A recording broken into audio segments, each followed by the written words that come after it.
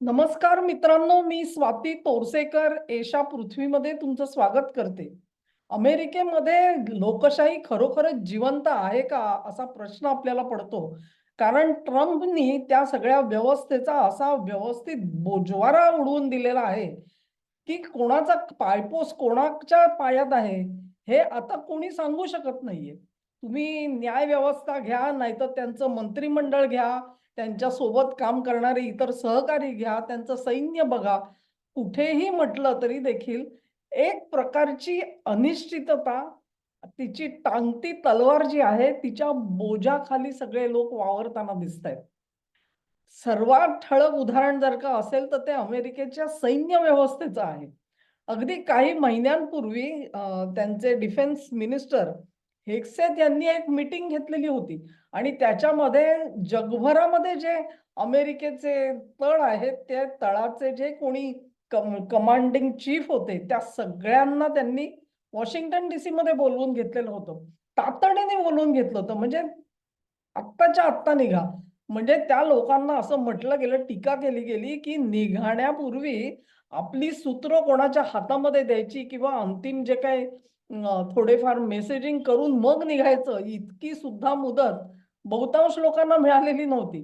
आणि असे सगळे जमल्यानंतर ह्या हेगसेथ साहेबांनी एक भाषण केलेलं होतं आणि त्याच्यामध्ये आम्हाला ते काय तुमचं एल-जी-बी-टी-क्यू कसं नकोय, सैन्यात शिस्त नको असली पाहिजे, सरकार जे हुकूम देईल ते पाळलं पाहिजेत. अशा पद्धतीचे म्हणजे एक प्रकारे बडगा उचलल्यासारखी परिस्थिती होती. ही गोष्ट खरी आहे, की अमेरिकन सैन्यामध्ये एल-जी-बी-टी-क्यू आणि त्या सगळ्या पानसटपणाचा कळस झालेला होता आणि तो कुठेतरी थांबवणं आवश्यक होतं, ही गोष्ट मान्य आहे. पण ट्रम्प आणि त्यांचं सरकार हे दुसऱ्या टोकाला जाताना दिसलं आणि त्याच्यावरती मी एक व्हिडिओ पण केला होता. 6 त्यांचे जे रिप्रेझेंटेटिव्हज आहेत, त्यांनी एक व्हिडिओ पब्लिश केला आणि त्याच्यामध्ये 2 रिपब्लिकन पण होते. 4 डेमोक्रॅट आणि 2 रिपब्लिकन ह्यांनी मिळून असं सांगितलेलं होतं, की सैन्याने कोणत्याही बेकायदेशीर ऑर्डर्स पाळायची त्यांच्यावर बंधन नाही. कायद्याने ते झुगारू शकतात एखादी जर का आपल्याला बेकायदेशीर ऑर्डर दिली तर. अर्थात ही गोष्ट कोणालाही मान्य होण्यासारखी नव्हती. तुम्हीच तुमच्या सैन्याला ज्यावेळेला अशा पद्धतीने बेशिस्त वागण्याला प्रोत्साहन दिल्यासारखं होतं. पण कुठेतरी या मंडळींच्या मनामध्ये अशी पाल चुकचुकत होती, की ट्रम्प हे बेकायदेशीर ऑर्डर तर देणार नाहीत ना. मलाही तेव्हा ते अतिरंजित वाटलं होतं आणि ट्रम्प खरोखरच अशा पद्धतीने कुठेतरी कायद्याचं उल्लंघन करतील असं मला बिलकुल वाटलेलं नव्हतं. पण कल्पना करा तुम्ही आता, की हे जे काही युद्ध सुरू झालेलं आहे, त्याला युद्ध हा शब्द फक्त बोलायचा नाही. मग त्याच्यासाठी त्याला मिलिटरी ऑपरेशन म्हणायचं. कारण युद्ध शब्द वापरला, तर मग हाऊसची त्यांना परवानगी घ्यावी लागते. त्याशिवाय युद्ध सुरू करता येत नाही. आता त्याला मिलिटरी ऑपरेशन म्हटल्यानंतर या सगळ्याला चाट दिली गेली. म्हणजेच लोकशाही व्यवस्थेला एक चपराक मारल्यासारखं आहे. एवढा सगळा खर्च झाला 30, 32, 34 दिवसाचं युद्ध झालं आता. त्याच्यासाठी जो काही खर्च आला, त्या खर्चासाठी कटोरा कोणाकडे मागणार तुम्ही? हाऊसकडे मागणार. मग तेव्हा हाऊस तुम्हाला काही प्रश्न विचारेल. त्याची उत्तरं देण्याची ट्रम्पची तयारी आहे का? किंवा त्यांच्या सहकाऱ्यांची तयारी आहे का? यालाही कुठे उत्तर नाहीये. काल परवा म्हणजे ते आधीचे जे कोणी जनरल्स पीटर हेगसेथ साहेबांनी काढले त्या भाषणानंतर काही जण त्याच वेळी व्यथित झाले आणि त्यांनी सोडून दिलेलं होतं. आता पीटर हेगसेथ साहेबांनी रँडी जॉर्ज हे त्यांचे जे चीफ ऑफ स्टाफ जे आहेत त्यांनाच नेमकं काय झालं माहिती नाही. त्यांना सांगितलं राजीनामा देऊन बाहेर पडा, नाहीतर आम्ही तुम्हाला बडतर्फ करू. का रँडी जॉर्ज स्वतःच बाहेर पडले. ही गोष्ट अशी प्रकाशात येण्यासारखी नाही. पण परिस्थिती तीच आहे, की आज रँडी जॉर्ज त्या पदावर नाहीत आणि हेगसेथ यांचे आवडीचे उमेदवार म्हणून नेवे हे तिथे आलेले आहेत. असं म्हटलं जातं, की पीटर हेगसेथ यांच्यासोबत रँडी जॉर्ज यांचे कडाक्याचे मतभेद झाले. ज्या पद्धतीमध्ये इराण युद्धाला सुरुवात झाली, त्याला अमेरिकन जनरल्सनी फारशी संमती दिलेली नव्हती आणि आपण इस्रायलच्या मागे फरफटू नये, अशी भूमिका कदाचित या जनरल्सनी घेतली असेल किंवा ज्या पद्धतीने जसं ते युद्ध चाललेलं आहे तुम्ही म्हणताय ना, ॲडहॉक डिसिजन घेतल्यासारखे वाटतात. हां, आता ही परिस्थिती आली, आता काय करू? विचार करायचा, तात्काळ काहीतरी हे करायचं. अरे बापरे! त्याच्यापेक्षा पुढची विहीर आली का? मग आता काय करू? म्हणजे वेल थॉट आउट प्रोसेस आणि ठरवलेली योजना आणि त्यानुसार चाललेली सैन्याची आक्रमणाची तयारी किंवा कारवाई असं चित्र बिलकुल उभं राहिलेलं नाहीये इराण युद्धामध्ये. त्यामुळे अ, वरिष्ठ सैन्याचं जे नेतृत्व आहे ते व्यथित असेल तर नवल नाही. आता या सगळ्या अपयशाचं खापर जर का त्यांच्या तोंडावरती फुटणार असेल, डोक्यावर फुटणार असेल, तर मात्र विचित्र परिस्थिती निर्माण होऊ शकते. कल्पना करा तुम्ही भारतामध्ये सुद्धा हीच होती अवस्था.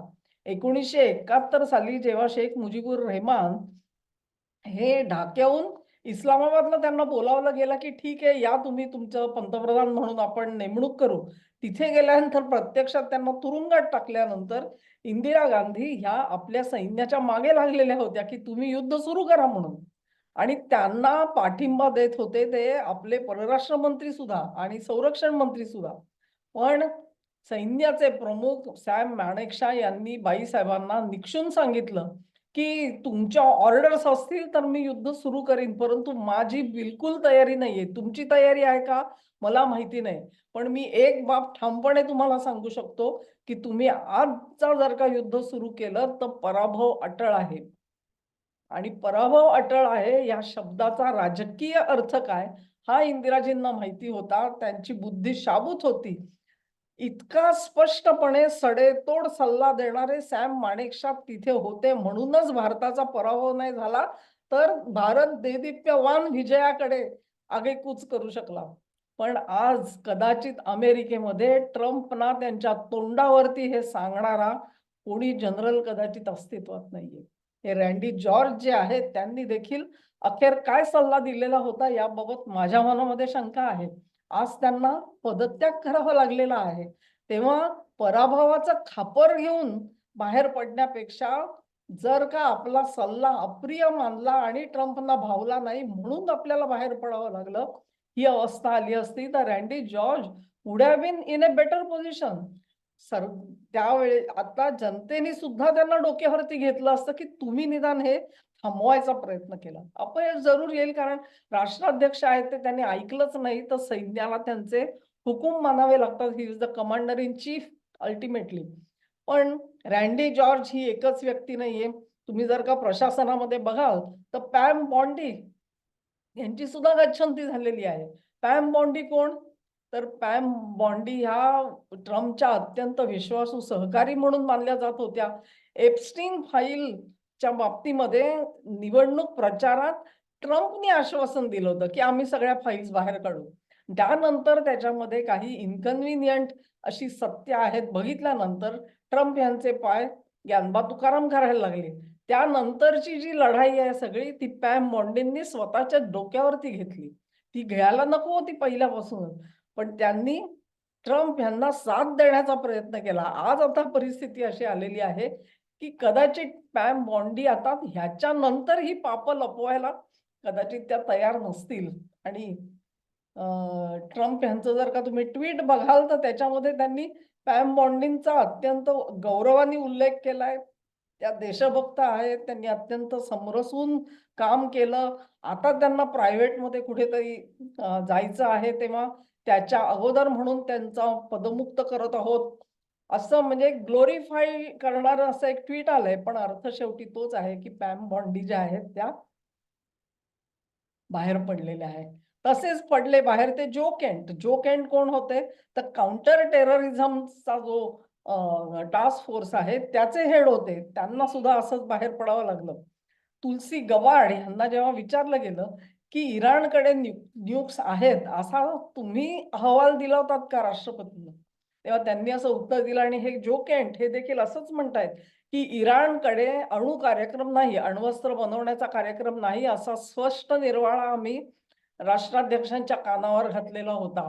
या उपर जाऊन ट्रम्प आज जी बडबड करतायत, ती काय बडबड आहे आपल्याला माहिती आहे. इराणकडचं आम्हाला न्यूक्लिअर अस्त्र त्यांनी बनवायला नकोय, त्यांच्याकडे समृद्ध युरेनियम असता कामा नये, कुठल्याही परिस्थितीत त्यांना करू देणार नाही.